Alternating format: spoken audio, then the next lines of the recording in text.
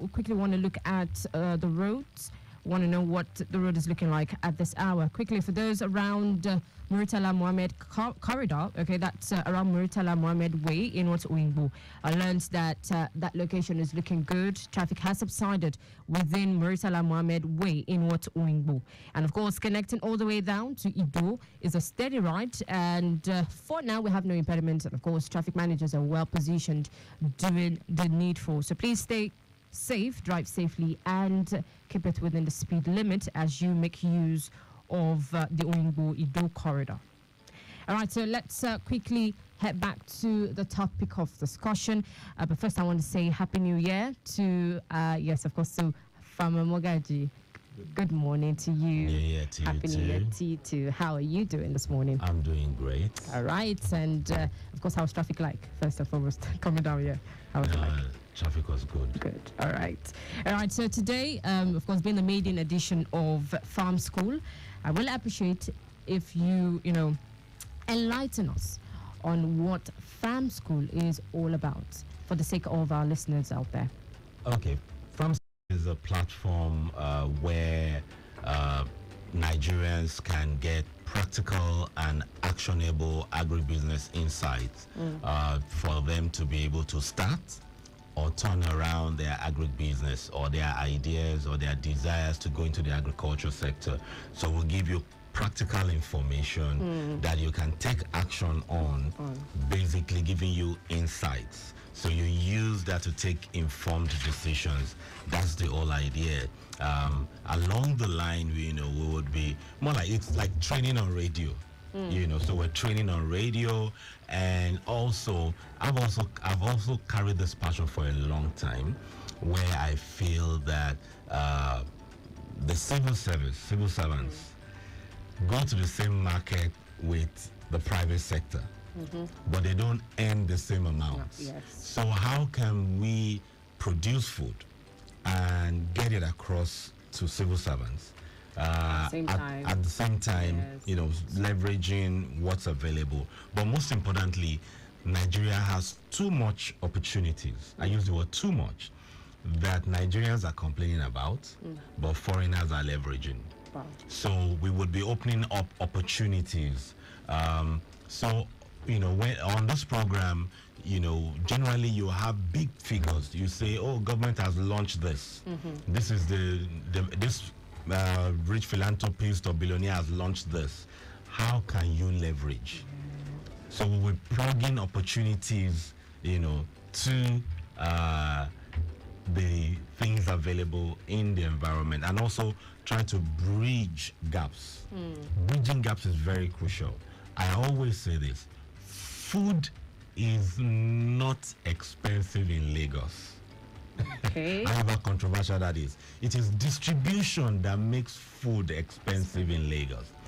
I've been supplying Malto for almost at least well over a decade, and the price at which the food lands in Lagos is cheap, but when it leaves Mile 12, K2 and Co, is distribution that makes it expensive. Wow. So we need to break that distribution channel or extend that distribution channel. The how that people can make money from it, we will be sharing that. So when you hear the Commissioner of Agriculture over the years talk about distribution, that's because that's where the bottleneck is. And so people can make, it's actually meant for private sector, not government. So we'll open people up to how they can plug into that opportunity. All right. And yes, of course, that is what we have for you. Of course, the program you're on to again is Farm School with African Farmer Mogaji right here on Lagos Traffic Radio 96.1 FM. And he has talked about what Farm School is all about. Okay, it's about giving practical insights about what the opportunities you can tap into. It's about more like training, and of course opening you up to opportunities that you can delve right into. Now we'll go right into the menu for discussion, and of course the topic for today is maximizing agribusiness opportunities in 2024. Yes. All right, so when we talk about maximizing agribusiness in 2024, opportunities in 2024, first and foremost, what comes to the mind of listeners out there is, what is agribusiness to start with, before we even start maximizing these potentials that are embedded in agribusiness? What exactly is agribusiness? For me, as a layman, agribusiness is being able to leverage existing gaps to create impact and profit. And that is identify a gap, which is Gary is expensive, can you make it cheaper? Everything you do, in between identifying the opportunity and serving the final consumer is agribusiness. If you are to produce, if you are to transport, if you are to get distributors, everything you do.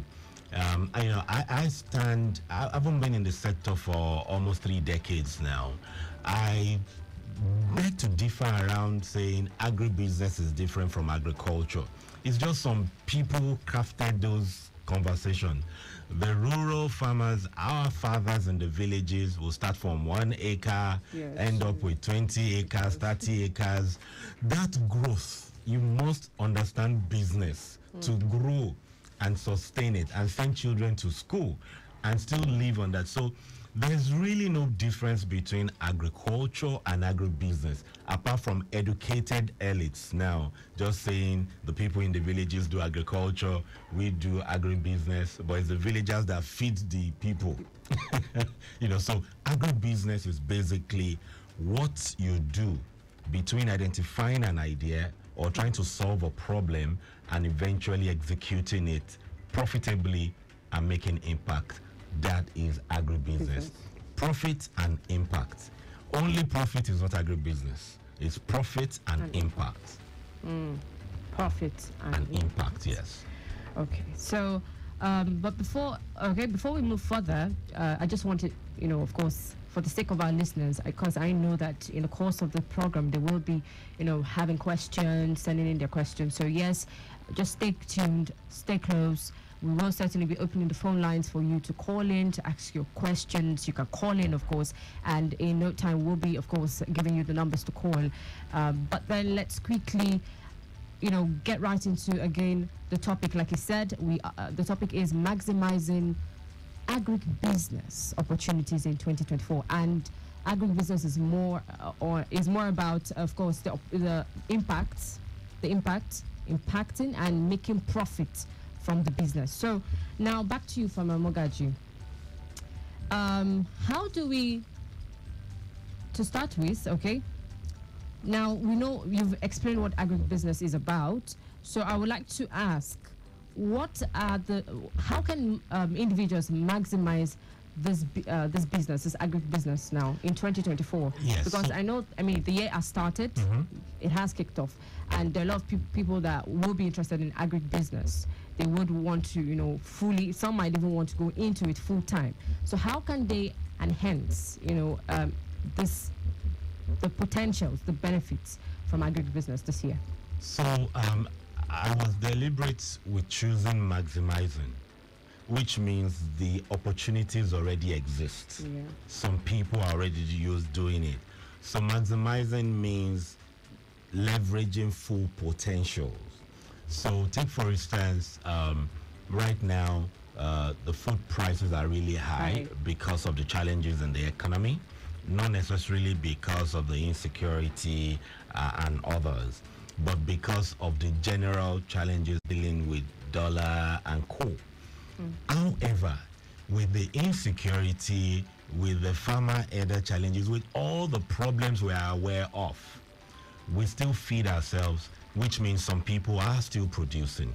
So how do we produce, in a way that you use, maybe you're getting, you're farming on 1 acre and you are getting like 1 ton.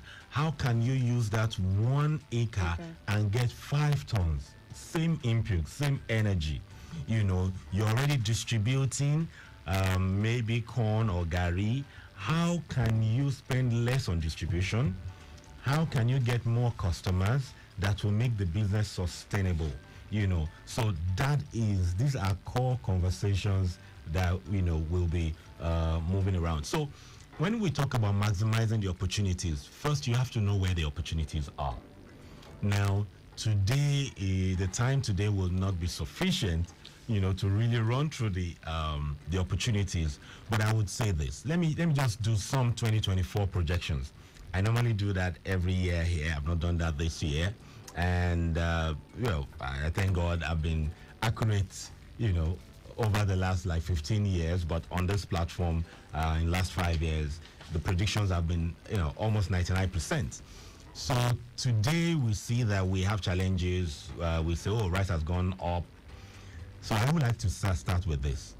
For every challenge or every government oversight, it's an opportunity for the private sector. And when I mean private sector, I mean you and I, not businesses, individuals and businesses. So for the fact that rice has gone up, there are some factors responsible for that. So when you begin to leverage the opportunity to say, how can I make rice cheaper? At that moment, you begin to have business opportunities. So the challenges are the opportunities. The moment you know tomato has gone up or this has gone up, the next thing is, how do I maximize it to make it cheaper? How do I maximize it to get quality? It doesn't necessarily have to be cheap or cheaper. Some people don't want it cheaper. They want the quality. So how do you segment your market? How do you take a decision on where to, focus on? So 2024, staple foods will still be on the high side. Because as at now, at least for this first quarter, it will still be on the high side. No miracle is likely to happen. Why?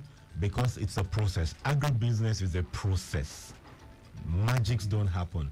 Process. So the seeds they're going to use this year was produced last year and the prices were high. The chemicals we're going to use for this first quarter was brought in last year. The prices are high. So the outcome. But with productivity, the prices of food don't have to go high. Meaning you can produce more from what you have. So most of the average tomato variety that we have gives Nigerians about 6 tons for 2.5 acres or 15 plots. However, that same seed in Ghana, in Kenya, in Netherlands will still give 20 tons. So it means we're not doing something that another West African country is doing, which are inputs. So for food items, you and I can make it more affordable and it's still profitable. So the price of tomatoes, as we know, every year around May, June, July, it goes astronomically off the roofs. The opportunity this year is God has been faithful to people in the Southwest. Southwest always bridges that gap to make these peppers and co cheaper. Places like Isenyi, they do it in Badagry, a little around Ekwe. But Southwest, the early rains is an opportunity for us to prepare the land. Ideally before, it's around February, early March that we prepare. Most plantings start around April. So this year with these rains is enough to prepare the land, and there are more agro inputs to cultivate, so that when the rain stops, some will say, the rain will stop. Yes, it will stop. But this 2024 rain pattern is mirroring 2010. Because success leaves clues. Some of us have been around and seen all this thing happen. It's mirroring 2010 and 2012. If it goes along this trajectory, we'll be able to take advantage. The fasting is starting in March. So if you are growing, anything you are growing in March, to come out in March, must start in January. So God has been faithful to give us this rains in January. And there are inputs now that you can use on the crops, organic, that would allow it not to require so much water. Do you get? So when it comes to staple foods, this year, we have the opportunity to bring down the prices of food, especially in Lagos, because Lagos suffers for high price of food. And I'm also on this program trying to demystify and break down this, permit me to call it, nonsense around saying Lagos cannot produce food. Lagos has more than enough land in Ikorodu, in Ekpe and Badagry to produce, at least if we focus on vegetables, tomatoes, pepper, tatache, granite, those major staples, Lagos can produce enough and export. So how can you leverage it? How can you get involved in it? That is what this program is around. But this quarter, the prices of food will still go up, especially because fasting adds to it. Because many people don't do farming like they ideally would do when we are getting into farming, when we're getting into the fasting period. So, and really, it's people that take advantage. It's from distribution that they take advantage of fasting. It's but the food's coming. So if we are able to produce around Lagos State, and we can, because we work with farmers in Ikorodu, Epe, and Badagry, the farmers are willing. You listening today need to come into that distribution and other value chains to make it happen. But from second quarter, I believe that the prices of food will begin to stabilize, because this year I expect more people to come in. More insurance companies will come into agriculture because they are also trying to make more money, develop more products, and there are a lot of things in the pipeline. So cassava, may still be high because they can't really uproot. But the rainfall also, if we leverage it, we can uproot, and we can even store now more. And I'm happy Lagos State is doing something, in terms of storage. So, but ultimately, this is the year that we should get into or farming, especially the production component, irrespective of insecurity. Insecurity is not challenging the Southwest as it's challenging other parts of the country. So we should stop generalizing the challenge that is national. It's not national. At the scale, Southwest, on a scale of 1 to 10, Southwest is still having like 2 or less than 5%. So we can still produce, and God has given us the rain this year. All right, thank you so much, African Farmer Mogaji, for that insight. Earlier, when you were, talking about maximizing agribusiness, you said there are processes. There are processes in agribusiness. So I just want you to, just delve for a minute or two into those processes that are in agribusiness. Okay, so that's vast. Agribusiness is really vast, and many people don't even understand that the mama puts, the eateries, is also agribusiness, because the fundamental input is raw food. It's a value chain. So there are different value chains in agribusiness. So there's the production, which is the farming, either livestock or crops. There's the processing, which, you add value. And adding value does not necessarily mean canning and all those. Adding value just means you take the form of that natural state to be able to stay longer. So people who roast fish, they are in value addition. They are adding value. It takes you from the raw for you to be able to preserve it longer. So anybody that adds value in terms of preservation is also in that value chain. In terms of marketing, what we are doing today in the studio is part of agribusiness value chain, which is the communication, and education. The value chain is huge. You have the marketers, you have people in sales, you have geologists, the people who deal with the soil. You must understand the soil both for livestock, because the nutrients in the soil is retained in every crop and retained in every animal, and you and I. So that's logistics. Now there's logistics bringing from different states, and there's logistics within the state. That's part of the value chain. The inputs we use is part of the value chain. So the value chain goes a lot, across. But the people in the fashion industry, you have buttons made from seeds.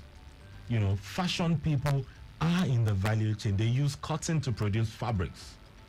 So the value chain is really huge. All right, it's still Lagos Traffic Radio 96.1 FM. Quickly, let's just take some updates, traffic updates, and then we'll be back afterwards.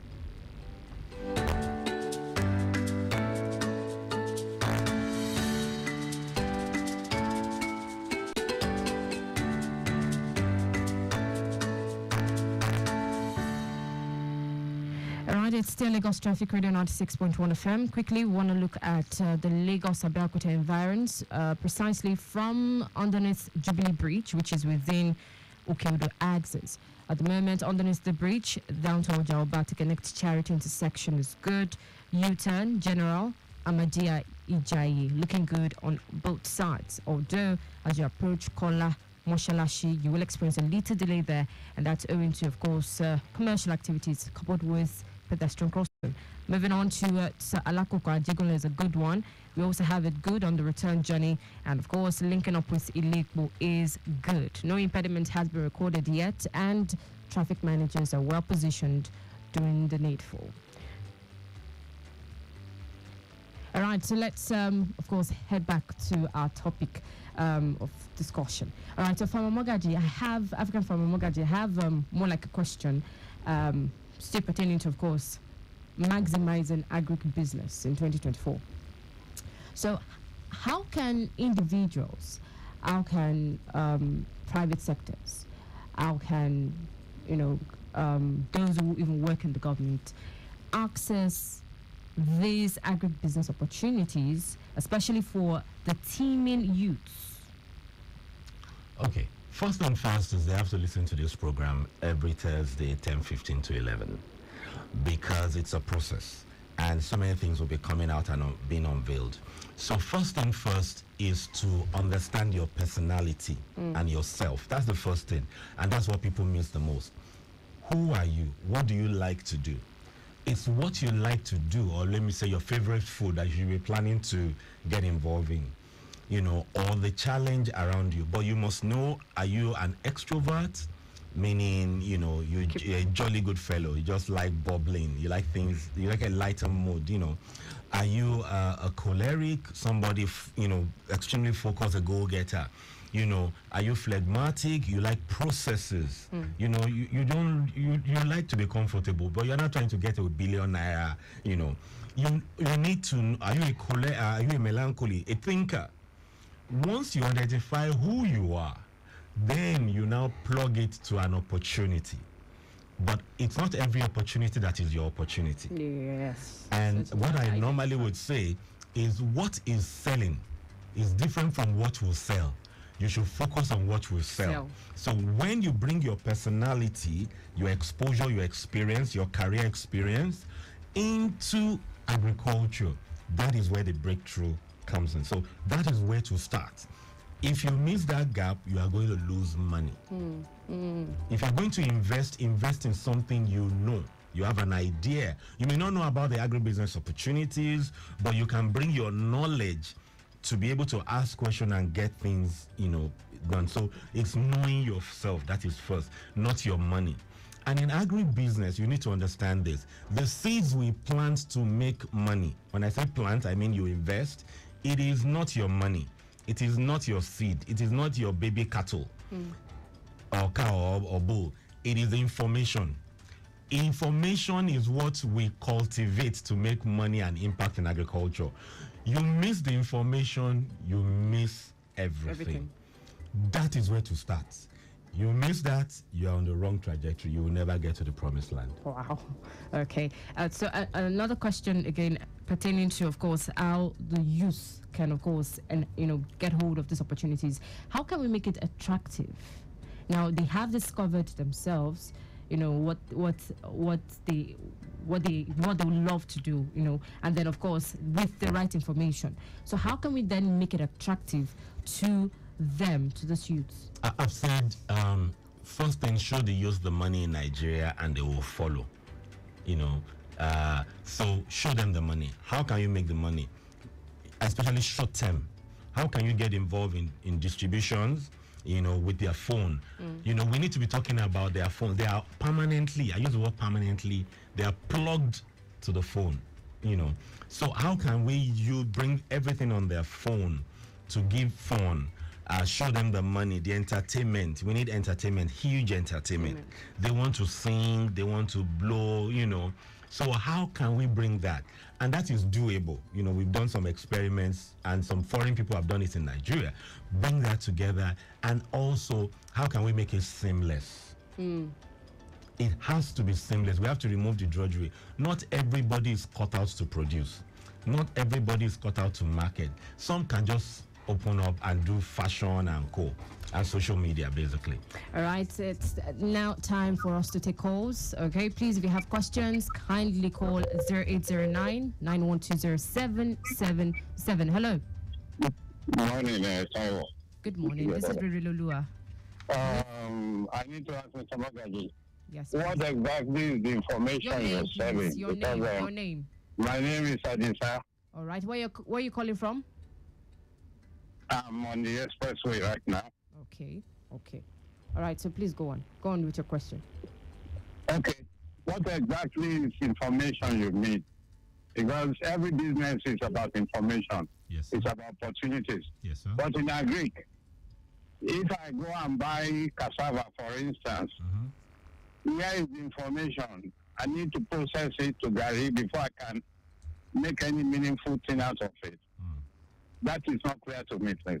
Okay, thank you. So that is why I said, thank you for calling. That's why I said on a weekly basis, if you tune in, like I'm going to take cassava within the next 4 weeks, break the cassava value chain down, because different cassava varieties gives different outcomes. There's a cassava 419, 419, it's good for both gari and starch. There's 30572, which is what you'll see generally. It's also good for gari and starch. But there are some better for flour and starch. If you want to be producing, to be supplying, there are few varieties that you must stick to. And if your location is also far from the main road, there are varieties you must stick to that will deliver on both, that you can take on a long travel. And when you are getting to the factory, it will still be in good condition. So it's a lot, but we will bring some on air, and much later I may need to start a podcast, to put more flesh. We'll speak on it here and add more flesh to it, but it's a process, and I will still give out a number that you can reach out to, that we can make some of this information available. Okay, I have another question here. First and foremost, I want to appreciate your station for putting in place a program like this. Thank you very much, Mr. Mayowa. I am in the finance sector, working with one of the banks in Lagos. I go to work early and return quite late. The only time I have is on weekends, which I use for rest. So how can somebody like me get involved in agribusiness? So the first thing Mayowa from Abliegba. All right, before we go right into that answer, let's get this call. Hello. Good morning. Good morning to you. What's your I'm name? your guest. Okay. Good morning. Yeah, this is Dr. Busari. All right, from? Yes, I love your station once again, as the right caller said, for what I've just read. This is a very good topic because no nation jokes with agriculture. And I love your guest, Mr. Mugaji. Thank you, sir. You see, what I just want to say is that, yes, Nigeria is a very big country. I've had the opportunity of traversing, around the country, and I saw that we have a large expanse of land that are not used, at least for agricultural purpose. I agree with you also that, yes, food is very cheap in Lagos. It's only the distribution. I quite agree. Because when you go to my 12, you buy your food, you use money on transportation. And these people definitely they put their own there. So, but my thing is that a nation that jokes, agriculture to succeed must be mechanized. It must be mechanized because it's a nation that has over 200 million people. In a situation where we are using hoe and cutlass is wrong. And the point is, even labor is very expensive. I'm into agriculture. You employ some of this labor, they don't want to work. What they are just interested in is just to collect your money and go. So you as a person that is engaging yourself in agriculture, how can you break even? You understand? Yes, sir. I would love to get his number. Okay. You understand? I'm into agriculture. Thank you very much. Yeah. All right, do not worry. We'll certainly get. So with the mechanization, this is where the private sector has opportunity to get involved. So we need small equipment, small equipment, small tractors, less than $1 million, some 500, some 1 million. We need sprayers that you don't use, is not manual. These are things that individuals or cooperatives can buy, put in a care of a farmer group, and charge per use. It can be a service-based business. Okay. You know, so mechanization, let's call a spade a spade. Governments across the world will not be able to provide the mechanization or feed the people. It's the private sector that come in. So in this country, we still don't have enough service base. I was doing some trainings in Colorado a few years ago, and I found that there was a farmer that had 300 acres, and many of them, 300, 500 acres, many of them don't have one equipment. Many of them have never been to their farm. They just see everything online. There are people who own plowing, the tractor turning the land, that's their business. Some people come and spray. So you pay them and they know every 2 weeks we must spray. They come and spray. They pay a lot of service providers. Even when they harvest, there are some people who own silos. You come and store your grains there. There's too many business opportunities. This program will show you how you can leverage, especially if you are considering retirement. Please listen to this. Retiring into agriculture will give you crisis. Retiring with agriculture will make you prosperous. Differently. You don't finish your career in civil service in your career and go and retire into agriculture. It's not 9 to 5 in agriculture. It's 9 to like 12. Midnight. But when you retire with it, meaning you start with it, even if it's 1 year before you go and retire, when you retire with it, you know what to scale. If you don't retire with it and you retire to it, it will be stress on you. Yeah. So we need to get this, but this program will break that down for you. The other person spoke about the text message. Yes. Okay. That's Mayowa. Yes. Yes. He was asking how we could get involved. It works. So first thing first, I would say this. This thing is practical. Now, in your weekend, can you grow your tomatoes, peppers, and co in your house to see if you are cut out for this? Or, consider investing in equipment and co, or supporting farmers since you're busy. But have something at home to see if you're cut out for it. Okay, last question before we wrap up this segment. I have another message here. Hello, presenter and African farmer Mogaji. Let me start by saying Happy New Year to you. You said there is enough land in Lagos for farming, yes, especially vegetables. How can one access this land without it costing a fortune? The funny thing is that it doesn't cost a fortune. There are government lands, there are private sector lands. This land is not in Lagos, but somebody called me on Monday. I had a Zoom call, and this person has CFO, owns it. 50,000 acres of land in Oyo. Another man reached out to me, 500 acres with CFO, cleared. The 500 acres cleared in Ogun. So there are so many government lands that we will be collaborating with the Ministry of Agriculture.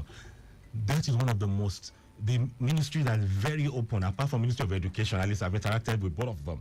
So there are so many lands in their care. It may not be massive land, that's why I talk about productivity. But if 10 people and less opportunities working together, we can leverage. But if you reach out, please WhatsApp only, because that line is not with me. Next week I'll provide, but 0809 7000 222. 0809 7000 222. 0809 7000 222. If you send a WhatsApp message to that line, they'll forward it to me. I sincerely apologize. I can't attend to everybody directly. That's why we use that line, and they forward to me and I address. And if we take it further, then I can be communicating with people. Next week, yes, I will be unveiling the Agbado economy. The president spoke about Agbado, but many people do not understand that what the president said is pregnant and can be sustainable, and many people will create wealth this year. So I'll be unveiling the Agbado economy to let you know that economy and the billions of naira available. That government cannot even do anything this year. Thank you. This is Farm School, African Farmer Mogaji. All right, and this is where we wrap up today's, show on Farm School with African Farmer Mogaji. All right, a million thanks goes to my producer, Dele Agadumo, and of course the executive producer, Tayo Akonle. Thank you very much. My name is Mary Lolua Sheung Abiodun.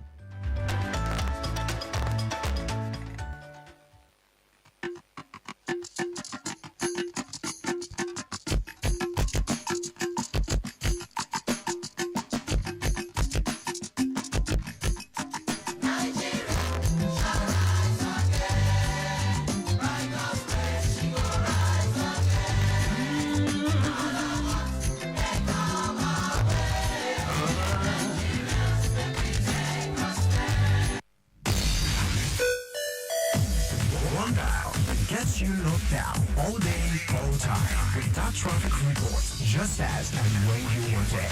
With great music and lots more. Lagos Traffic Radio, your driving companion. What takes a plate of jollof rice to the next level of goodness? Is it when it